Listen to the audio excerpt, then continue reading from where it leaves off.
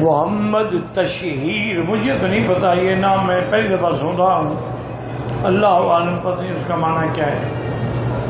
تشہیر پتہ نہیں شہرت سے ہے کس چیز سے۔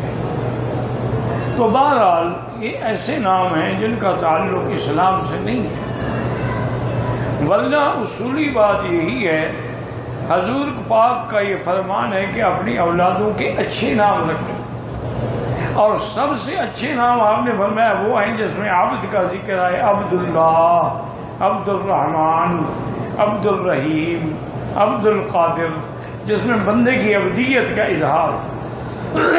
اور اسی طرح یاد رکھیں کہ 25 تو پیغمبر ہیں جن کے نام قرآن میں موجود ہیں، اور اسی طرح صحابہ ہیں۔ تو آدمی ایسے نام کیوں رکھے جن کا نہ دین سے تعلق، نہ قرآن سے، نہ اسلام سے، نہ صحابہ سے؟ تو بہرحال اس نام کو میں نہیں جانتا، نہ مجھے پتا ہے۔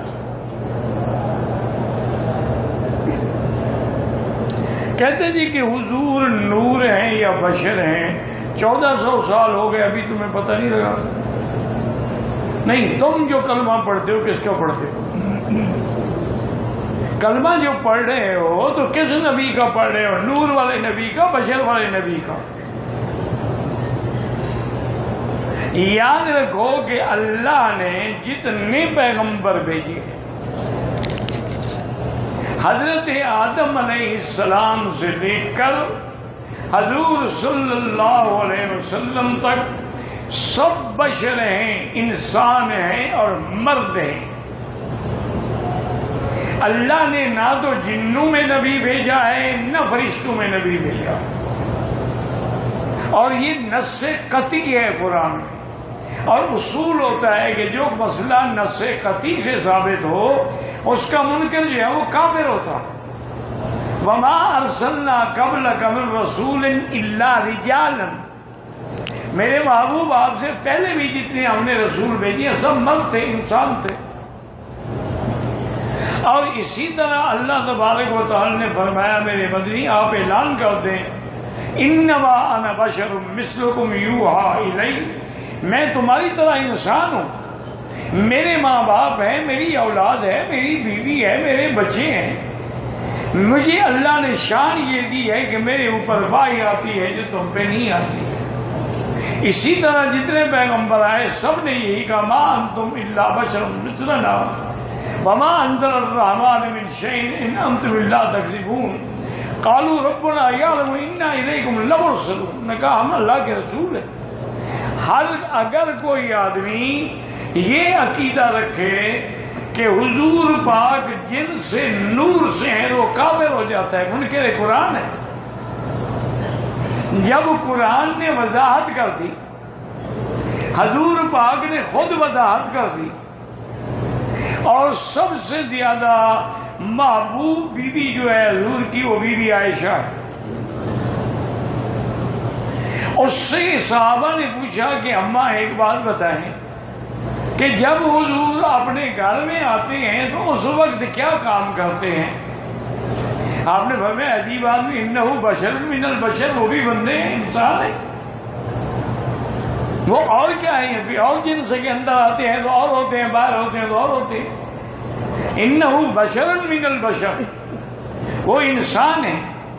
کبھی کبھی اپنے کپڑوں کو بھی سلائی کر لیتے ہیں، اپنے جوتے کو بھی ٹانکا لگا لیتے ہیں، کبھی کبھی ہمیں آگ جلانے میں، کھانا پکانے میں بھی مدد کر دیتے ہیں، کیونکہ وہ انسان ہے۔ اور اسی لیے ہر مسلمان کی یہ ذمہ داری رکھی گئی ہے کہ حضور کے نسب نامے کو یاد رکھے، محمد ابن عبداللہ ابن عبد المطلب ابن ہاشم ابن عبد مناف ابن قصی ابن کلاب ابن مرہ، تاکہ وجہ یہ ہے کہ جب دادا معلوم، باپ معلوم، تو نور کیسے ہوگا؟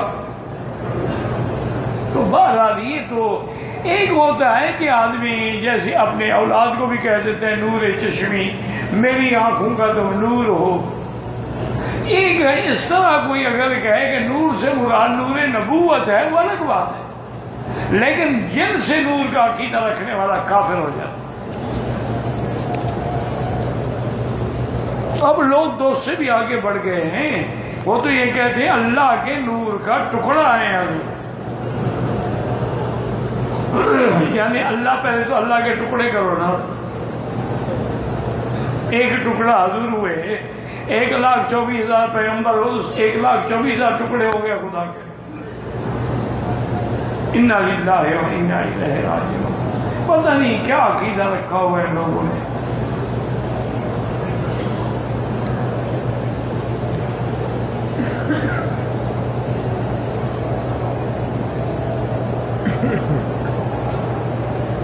کہتے ہیں جی کہ میرے پاس اتنی رقم نہیں ہے,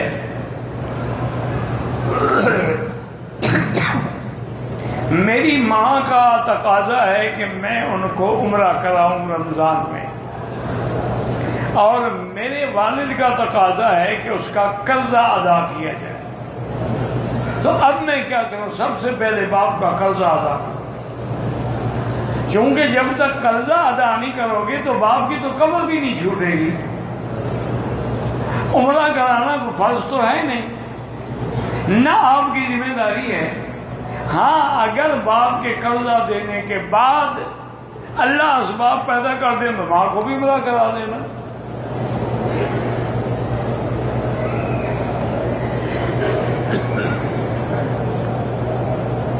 اگر جو لوگ مکے میں رہتے ہیں اگر چھٹی پہ اپنے وطن جانا چاہیں, یا بالکل ان کا یعنی خروج نہائی ہو گیا چھوڑ کے جا رہے ہیں, طواف الوداع ضروری ہے.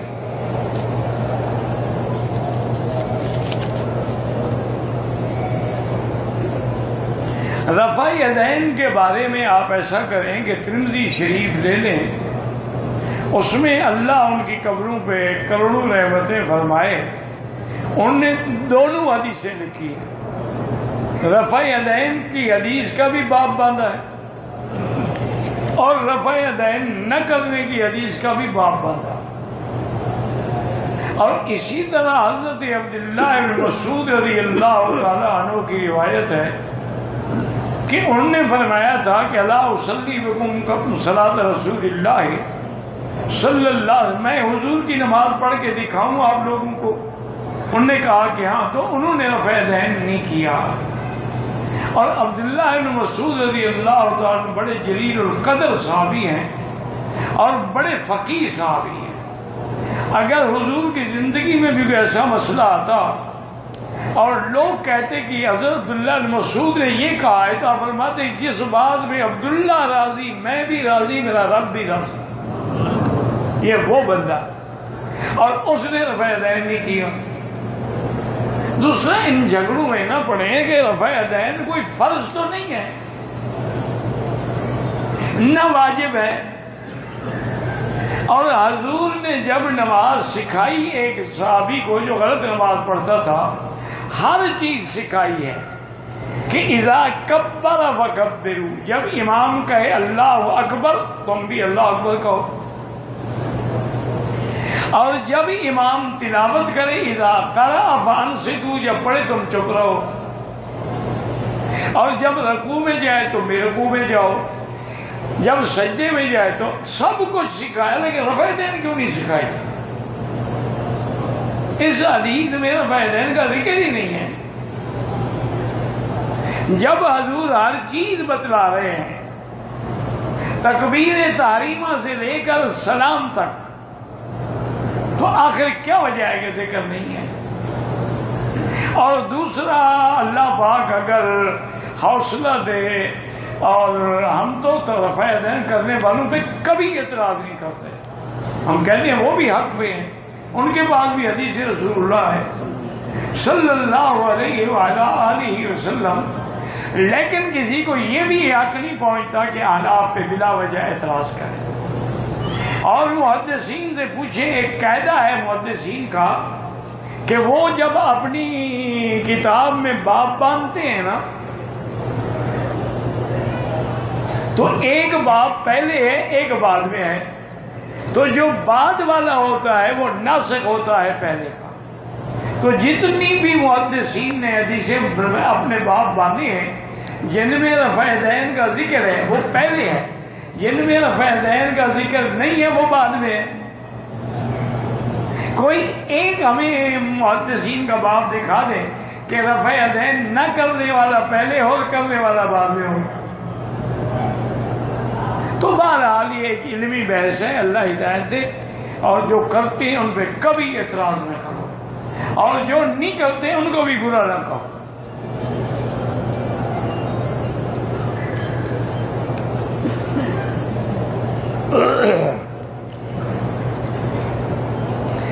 میں مکے میں کام کرتا ہوں، کئی دفعہ میں انڈیا سے آیا بغیر عمرے کے. بہرحال حنفی مسلک میں میرا بھائی آپ عمرہ بھی کریں اور ایک بکری دم بھی ادا کریں. باقی ائمہ کہتے ہیں چونکہ یہ نوکری کے لیے آتا جاتا ہے تو اس لیے کوئی دم نہیں ہے. ایک چیز نقد میں 100 کا ہے، ادھار میں 105 کا جائز ہے. مسجد عائشہ سے عمرہ ہو سکتا ہے؟ ہاں جی ہو سکتا ہے.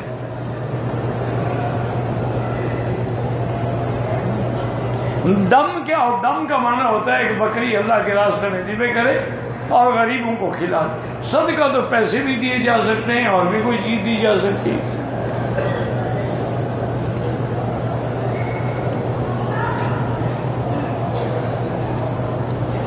بہرحال یہ ہے کہ عصر نماز کے بعد کوئی نماز نہ پڑھے، چاہے قضا والی بھی ہو نہ پڑھے، مغرب کے بعد پڑھیں.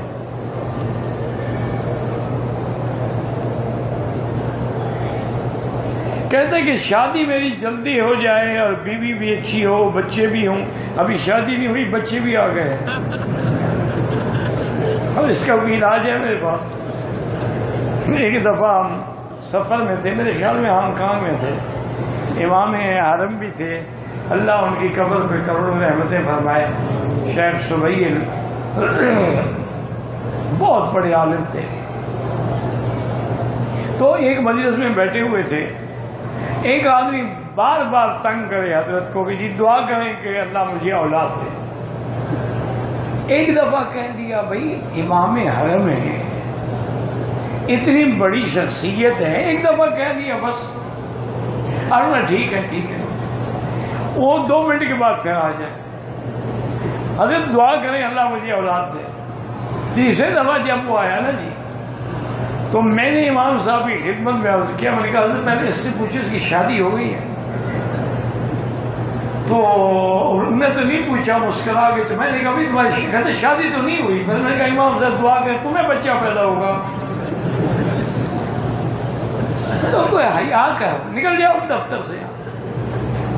اب اس کا کوئی علاج ہے؟ پہلے شادی بھی ہو گئی، بیوی بھی آ گئی، اولاد بھی آ گئی. اللہ نصیب کرے جناب.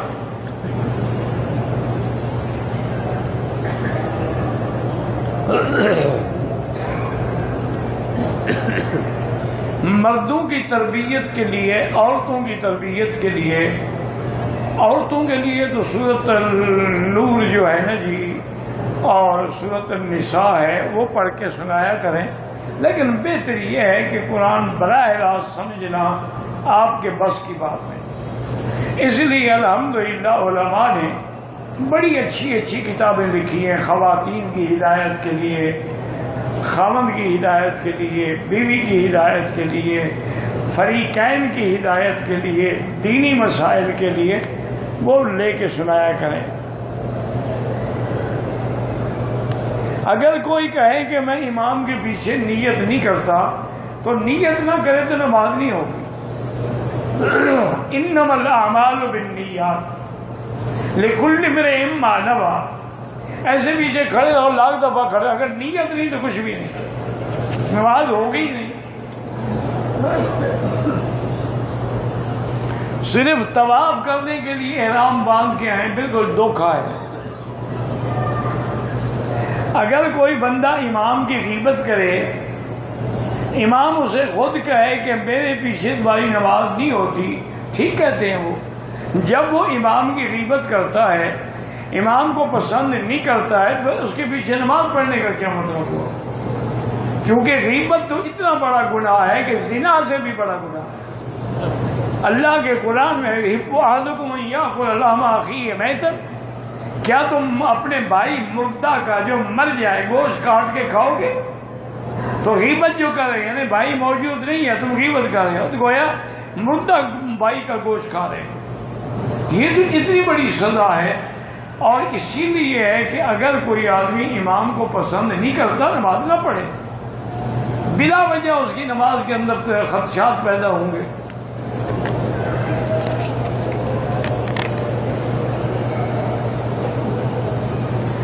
آپ نے میرے لیے دعا کی، اللہ آپ کی جزائے خیر دے۔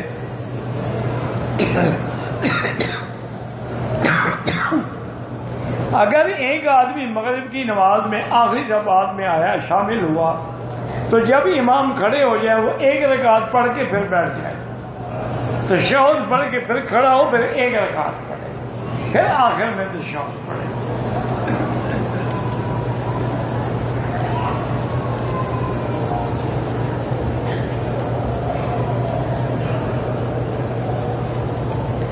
آم کا باغ جو ہے 5 سال کے لیے دینا جائز ہے؟ میرا بھائی بات یہ پر مسئلہ یہ سمجھیں کہ کوئی بھی ثمر آور درخت پھلدار، وہ آم ہو، کنو ہو، کھجور ہو، جب تک اس کا جو پھل ہے نا وہ ظاہر نہ ہو، اس کا بیچنا بھی نہ جائز ہے۔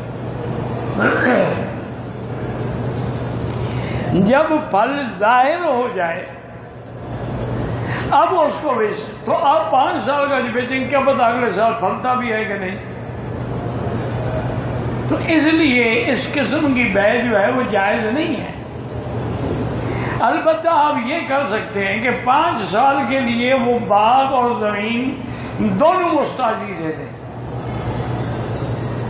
یعنی اس کی قیمت آپ یہ لگائیں کہ جس میں وہ زمین کی قیمت بھی آ جائے، تاکہ وہ اگر بچی ہوئی زمین میں گندم کاشت کرے، کپاس کاشت کرے، کچھ کاشت کرے تو اس کو اجازت ہو۔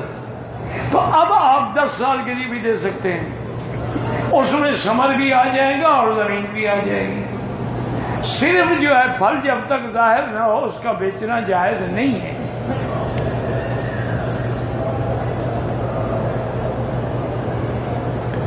کالا رنگ لگانے کے بعد، کالا رنگ لگانا ہی حرام ہے، چاہے بالوں کو لگائے چاہے داڑھی کو لگائے۔ کالے رنگ کے علاوہ کوئی رنگ بھی لگا سکتا ہے، اور رنگ لگانے سے غسل ہو جاتا ہے، جیسے مہندی لگانے سے ہو جاتا ہے۔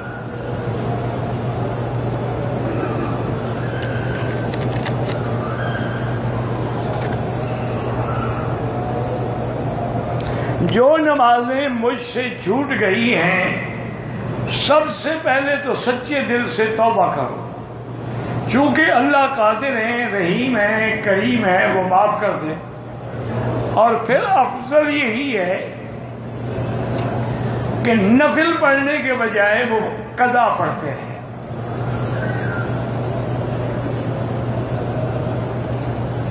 اور قضا قصر پڑھیں گے، جیسے نماز قضا ہوئی تھی وہی پڑھو گے۔ اگر سفر میں نماز قضا ہوئی ہے تو قصر پڑھو گے، اگر گھر میں رہتے ہوئے تم نے نہیں پڑھی ہے تو پوری پڑھو گے۔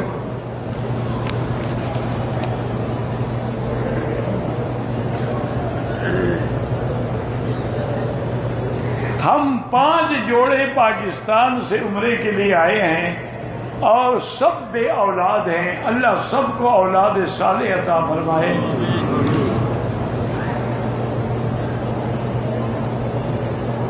میری بیوی ایام حیض میں تھی، مدینے سے احرام باندھ کے نہیں آئی، اصولاً تو نیت کر سکتی تھی، لیکن اگر اس نے مکے میں آنے کے بعد فوراً جانا ہے تو مجبور تھی کہ عمرہ نہیں ہو سکتا، پھر نہیں کی کوئی بات نہیں۔ لیکن اگر اتنے دن ہیں کہ وہ مکے میں رہ کے پاک ہو سکتی ہے تو پاک ہونے کے بعد عمرہ بھی کرے اور دم بھی دے۔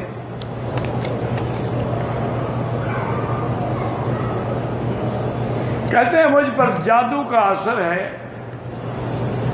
بہرحال اللہ تبارک و تعالی ہر مسلمان کو اس فتنے سے محفوظ رکھے۔ ویسے علماء نے یہی لکھا ہے کہ قرآن پاک میں جو صورتیں ہیں نا، فلما القوا قال موسیٰ ما جئتم بہ السحر ان اللہ سیبطلہ ان اللہ لا یصلح عمل المفسدین۔ اسی طرح اور بھی آیات مبارکہ ہیں وہ پڑھ کے آدمی دم کرے، خود پڑھے، خود دم کرے، خود پانی پہ دم کر کے پیتا رہے، تو انشاءاللہ تعالی اللہ پاک نجات دیں گے۔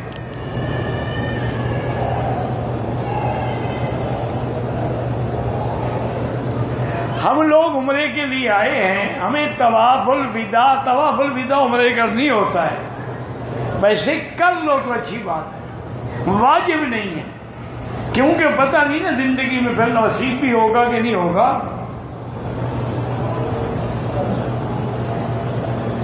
اگر ایک آدمی نے طواف مکمل کر لیا، صفا مروہ نہیں دوڑا، ایک اور نفلی طواف کر لیا، ویسے تو ہو جائے گا لیکن بہتر نہیں ہے، سنت کے خلاف ہے۔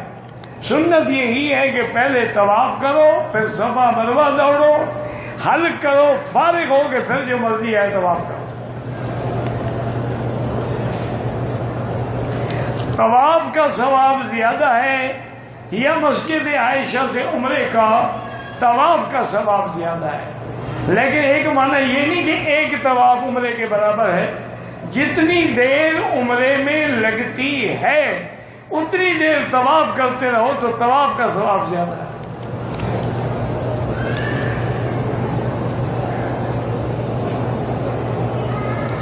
ایک ساتھی نے طواف کے 5 چکر لگائے اور گھر چلا گیا، اس کے ذمہ واجب ہے کہ پھر آگے دوبارہ طواف کرے۔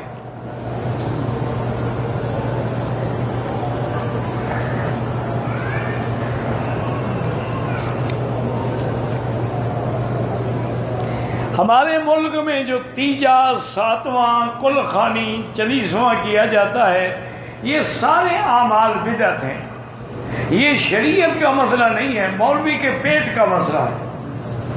اگر مولوی کو تم باقاعدہ تنخواہ دو نا جی، مجال ہے کبھی تمہیں وہ کل خوانی میں مبتلا کرے، جب تم نہیں دیتے ہو تو اسے روٹی تو کھانی ہے نا۔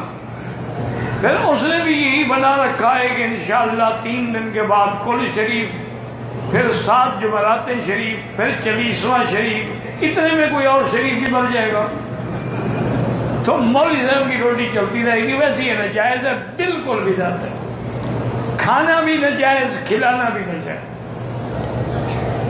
آپ نے خیرات کرنی ہے سارا سال کرو، کس نے منع کیا ہے؟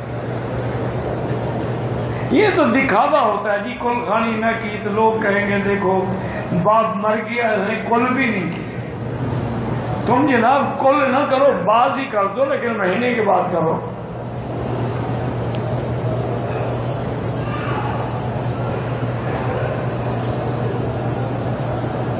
ایک عورت نے موت سے 1 دن پہلے وصیت کی کہ میری ساری جائیداد مدرسے کو دے دیں۔ وصیت میں 3رے حصے میں وصیت چلتی ہے، باقی اس کے وارثوں کا حق ہے، یہ تھوڑا ہے کہ ساری مدرسے کو دے دو، 1/3 مدرسے کو دے دو، باقی وارثوں کو دو۔ اگر وارث کوئی نہیں ہے پھر مدرسے کو دے دو۔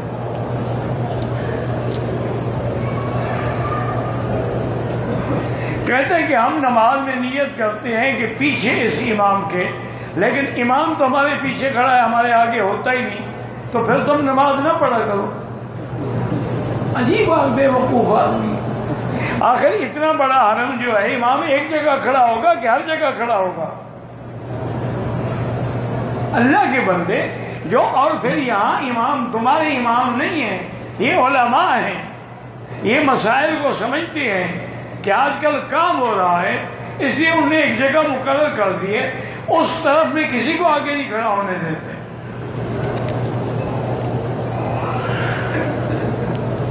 فوٹو بنوانا بالکل ناجائز ہے بغیر ضرورت ہو پھر ٹھیک ہے۔ وابتغوا الیہ الوسیلہ کا معنی ہے اللہ کا تقرب پکڑو، یہ نہیں ہے کہ بندے کے ساتھ اعمال صالح وجاہدوا فی سبیلہ، اگلی آیت نہ پڑھنا جہاد والی۔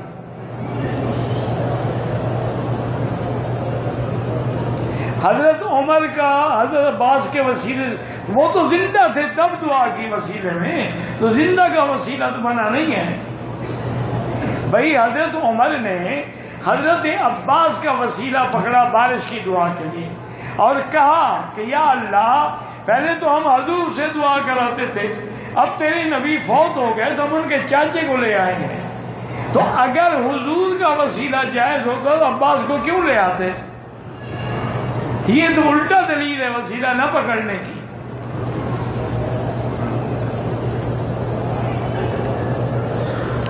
مجھے بد نظری کی شکایت ہے، بہرحال لا حول ولا قوت الا باللہ، ہر نماز کے بعد 100 دفعہ یا کیا 7 دفعہ بھی پڑھتے رہو، لیکن نیت بھی تو ٹھیک ہو نا۔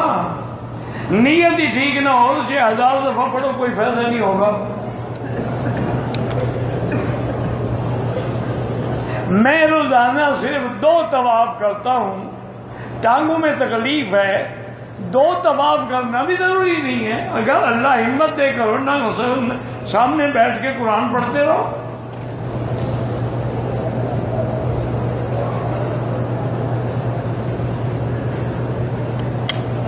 دو وفات پائی رشتہ دار کی میت پہلے سے کی ہوئی ہے، اب ٹائم صرف ایک عمرہ کرنے کا ہے، دونوں کی نیت میں نہیں، ایک ایک کے لیے ہوتا ہے۔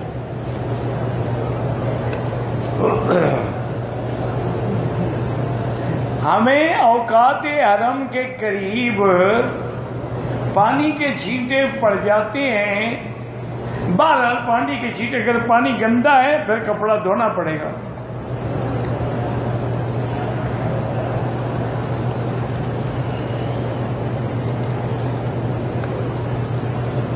یہ کس طرح کا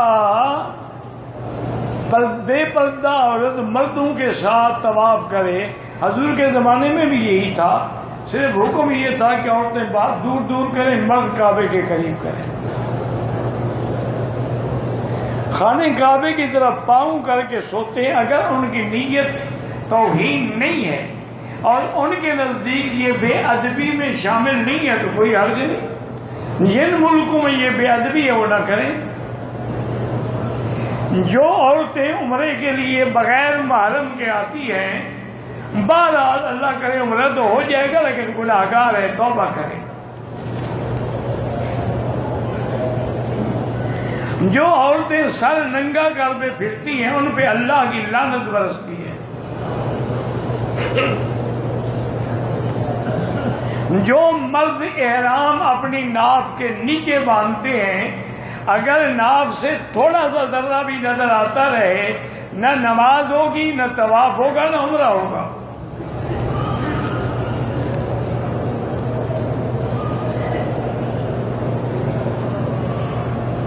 اگر کسی نے منت مانی کہ خیرات کروں گا، صدقہ کروں گا، بہن بیوہ ہو تو بہن کو صدقہ دے دے، بالکل، وہ تو زیادہ حقدار ہے۔ آتے ذل قربہ حق کہو، پہلے اپنے رشتہ داروں کو دو۔ جو لوگ قرآن پاک پاؤں کے قریب، اللہ ان کو ہدایت دے۔ عورتیں اس ماحول میں حجر اسود کا بوسہ نہ دیں، دور سے اشارہ کریں۔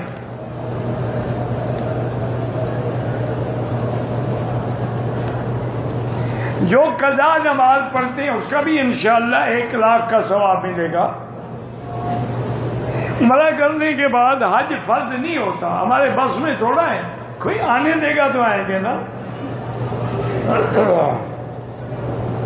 عمرے سے واپسی پہ طواف وداع ضروری نہیں ہے۔ عرفات سے اگر کوئی آدمی عمرے کا احرام باندھ کے عمرہ کرے جائز ہے، چونکہ عرفات حرم سے باہر ہے۔ اگر کوئی آدمی جیرانہ کیا لیکن احرام نہیں باندھا، کوئی دم نہیں، جیرانہ حرم کے باہر ہے، میقات نہیں ہے۔ اگر بیوی اپنے شوہر کے مال سے شوہر کی اجازت کے بغیر خیرات دے، ناجائز ہے۔ جب اجازت ہی نہیں، خیرات کس بات کی؟ ایک دفعہ عمرہ کر کے دوبارہ عمرہ کر سکتے ہیں اسی احرام میں، بالکل، یا اس کو دھونا چاہیے، کیونکہ پہلا عمرہ کرنے سے احرام پلید ہو گیا ہے، ناپاک ہو گیا ہے۔ کیوں؟ یعنی اللہ نے عقل نہیں دیا ہے، بھوسا بنا ہوا ہے، کیوں دھوئیں؟ 4 چکر مکمل کرنے کے بعد آپ کے بیان میں آ گیا ہوں، بہرحال باقی آپ کو پورے کرنے ہوں گے، کیونکہ جب آدمی طواف شروع کر دے چاہے نفلی طواف بھی ہو تو وہ واجب ہو جاتا ہے۔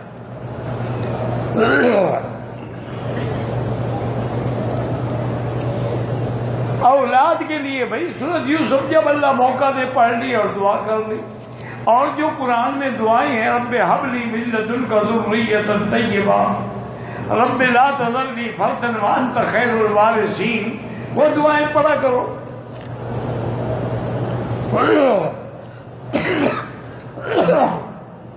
مدینہ منورہ سے واپسی پہ میں سخت بیمار تھا، عمرہ نہیں کا تو کوئی دم نہیں،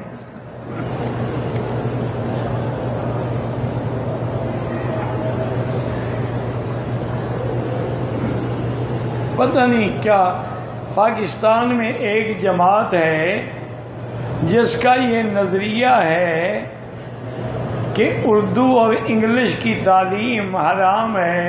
یہ غلط بات، تعلیم ہر زبان کی جائز ہے، لیکن اپنے دین کو مکمل رکھیں، مقدم رکھیں۔ حضور نے خود صحابہ کو فرمایا کہ وہ جا کے عبرانی سیکھیں تاکہ یہود ہمیں دھوکہ نہ دے سکیں۔ پہلی کتابیں عبرانی میں تھیں یا سریانی میں تھیں، تو اس لیے حضور نے صحابہ کو سیکھنے کا حکم دیا۔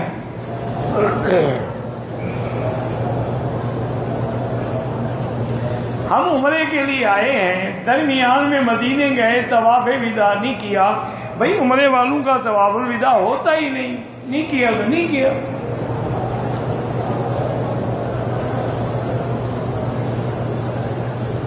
کیا ہم ایک طواف اگر کریں تو وہ کئی لوگوں کے لیے کیا جا سکتا ہے؟ بالکل نہیں۔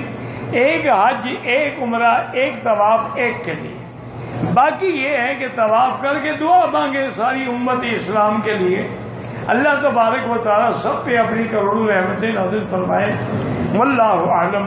ربنا تقبل منا انک انت السمیع العلیم وتب علینا انک انت التواب الرحیم۔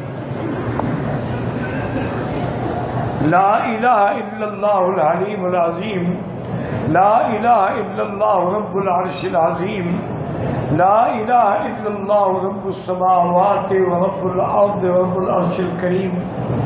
اللہم انا نسألک موجبات رحمتک وعزائم مغفرتک والسلامۃ عن کل اثم والغنیمۃ عن کل بر۔